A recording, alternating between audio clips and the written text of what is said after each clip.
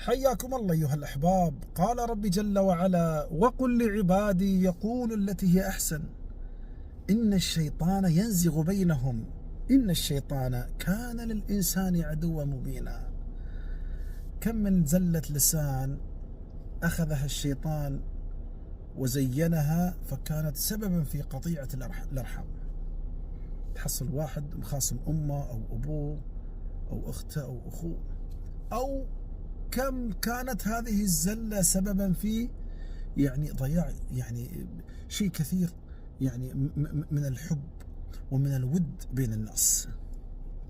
لهذا انتبه لكلماتك، انتبه لكلماتك. وإذا سمعت أحدهم رمى عليك كلمة، يا أخي قول له وش تقصد بالكلمة هذه؟ ممكن ما يقصد شيء، لكن الشيطان استشرفها زينها في قلبك فقال لك يقصد كذا وكذا وكذا، فتكون أنت كذلك سببا في أنك تقطع هذه العلاقة الطيبة.